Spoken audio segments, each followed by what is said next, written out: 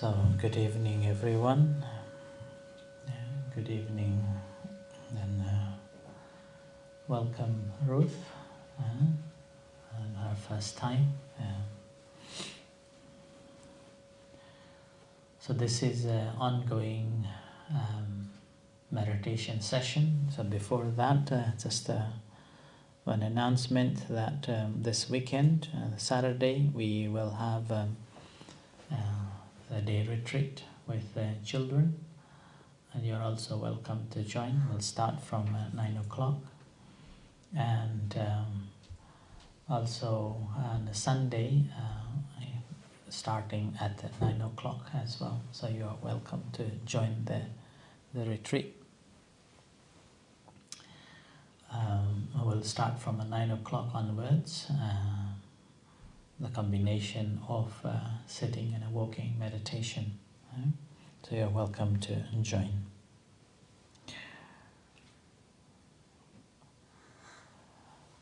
So when we look at ourselves in our society, we often define people in two ways.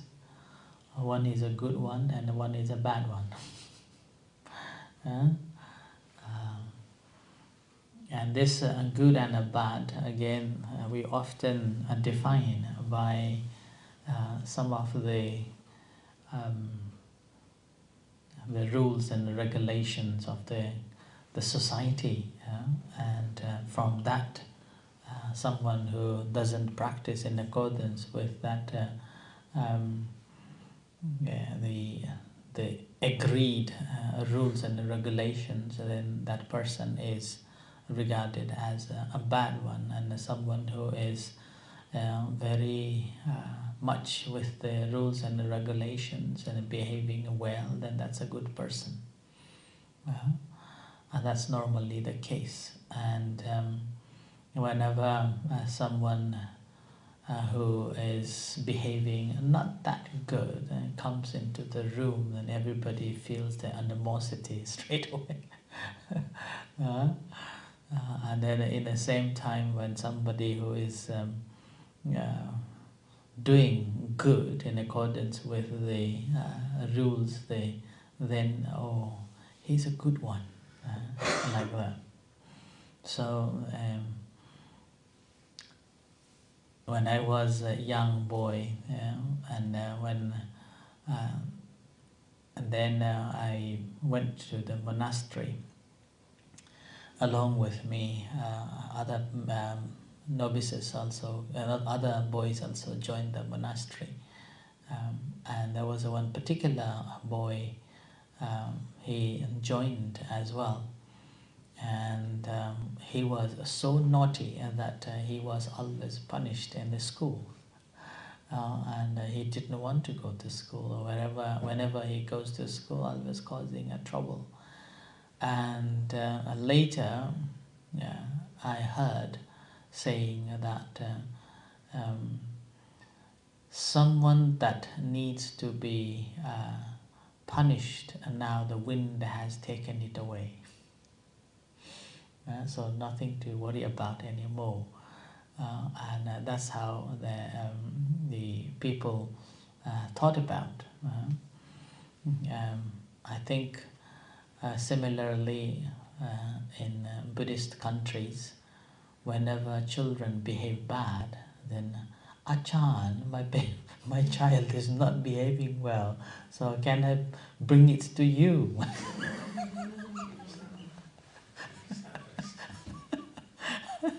So all monks are very bad ones to start off.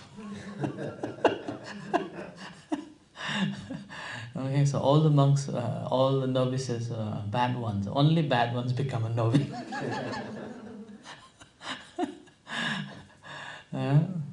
So I think in Sri Lanka as well, that's why whenever someone becomes a monk, then they are really bad ones.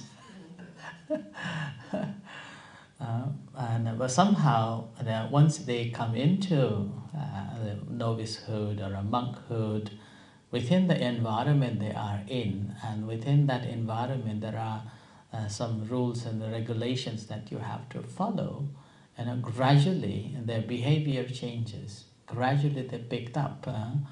Like me, I wasn't a good one, okay? And so I became a good one now.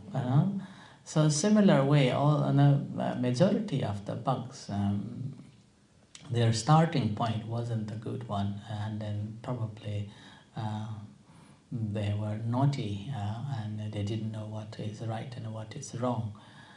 But after they joined, following the rules and the regulations and the practicing and studying the Dhamma and associating with the same like-minded people, and eventually they become someone who is like an example that people will look for and practice for. Having said that, doesn't mean that after you have gone through that, they maybe change their mind and become a bad ones, which is quite normal. So that's why here the bad and the good is something. If we look at from like each individual's, our own societies are very different, and then we define from whatever been agreed based on that, and we define that. Nevertheless, in the practice of the meditation, again, you want to be a bad meditator or you want to be a good meditator.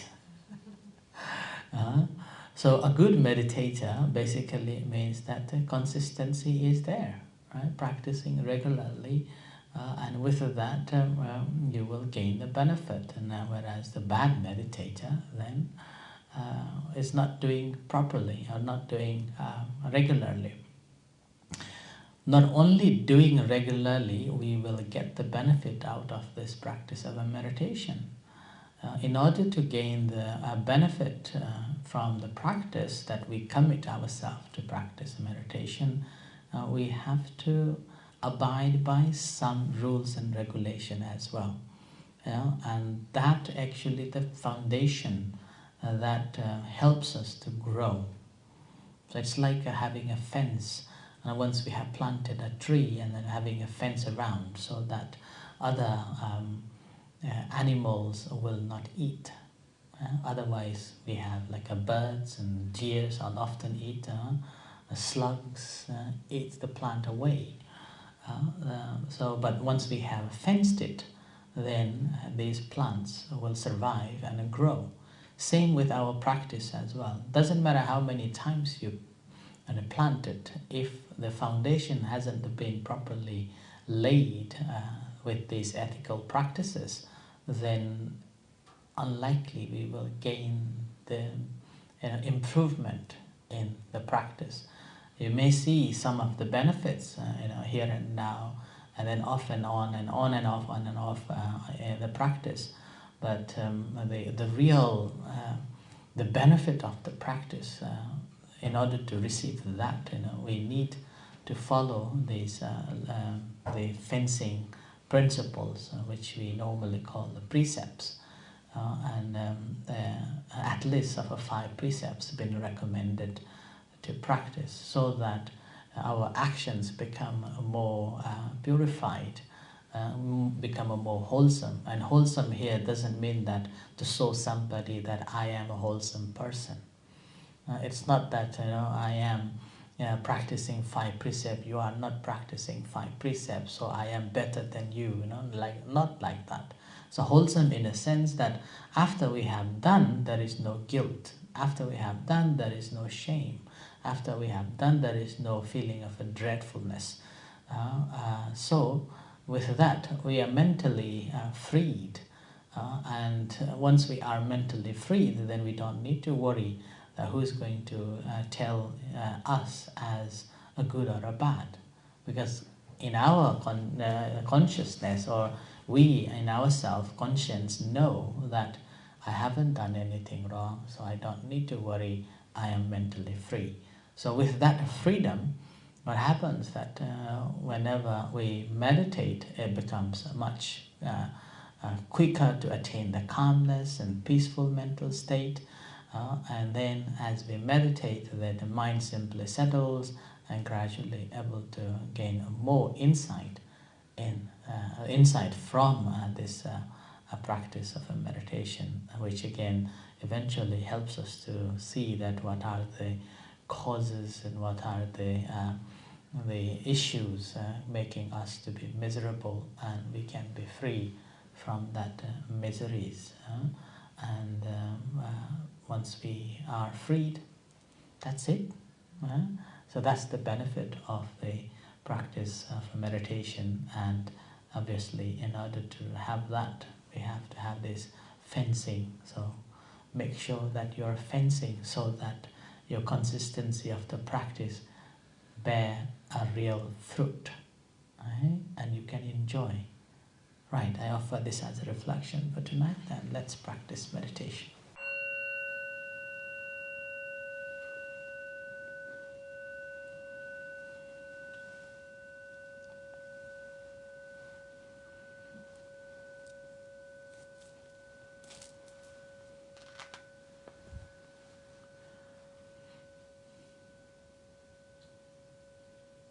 Okay, now this is time for the practice of a meditation. So sitting in a comfortable position, relax yourself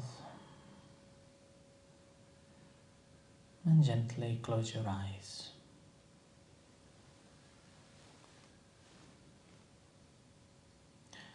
And finding the comfortable position.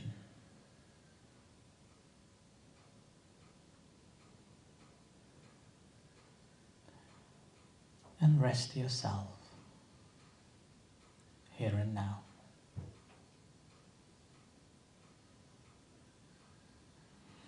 So nothing to worry, nowhere to go.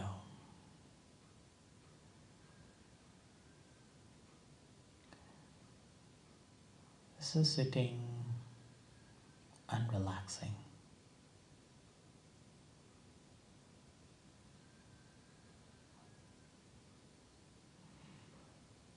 As the body sets and mind relaxes, we feel the breath, a natural breath.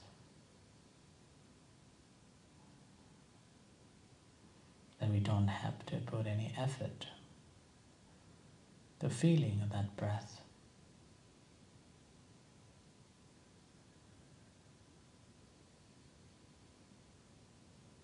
Wherever you feel, you're mindfully making a note of it.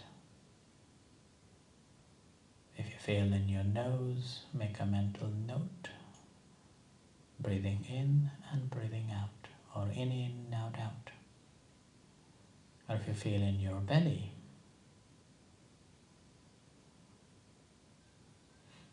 there is a rising and falling of a belly. When it is rises,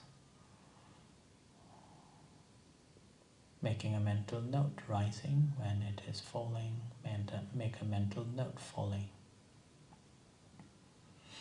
So rising, falling.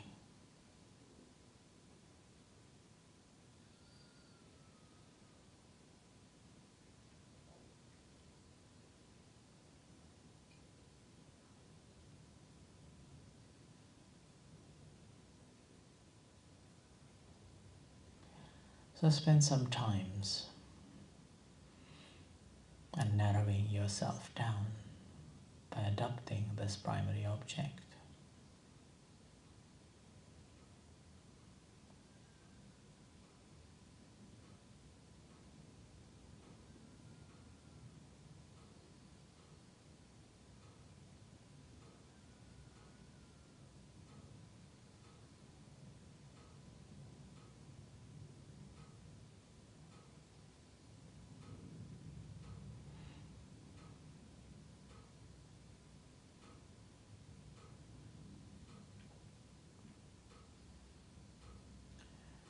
As you are observing this object and a mind settled,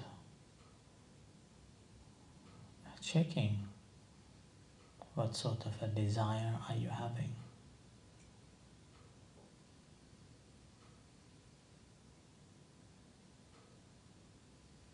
you simply just being mindful of this rise and a fall as the breath comes and it goes?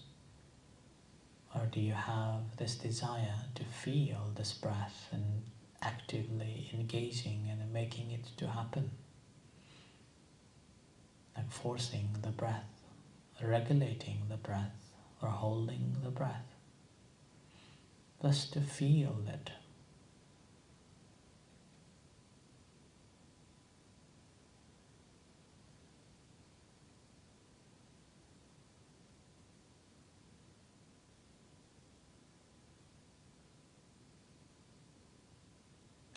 You may check what happens if you do not put any effort, but just sit and relax and watch this breath coming in and going, like the sitting at the bank of the river, watching the river flow.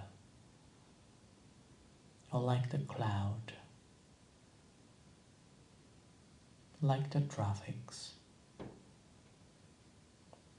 like the birds flying away.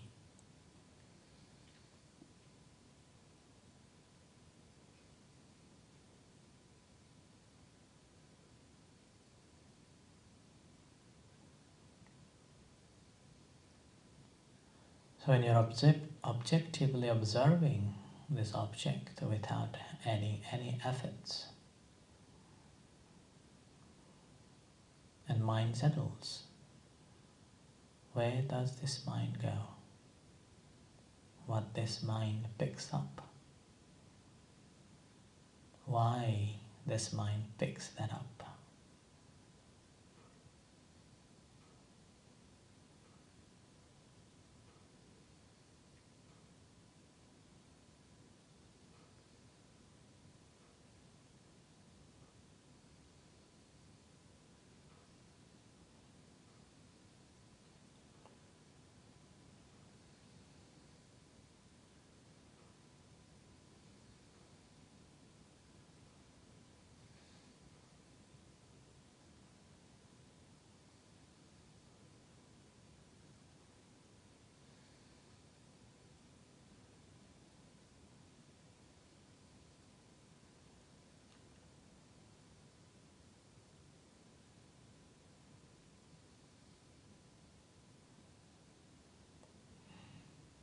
So mindfully aware of that, but if you find yourself very restless and still struggling, then don't worry in that.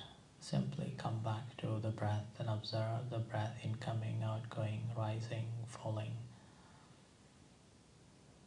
And sit and relax and watch the breath.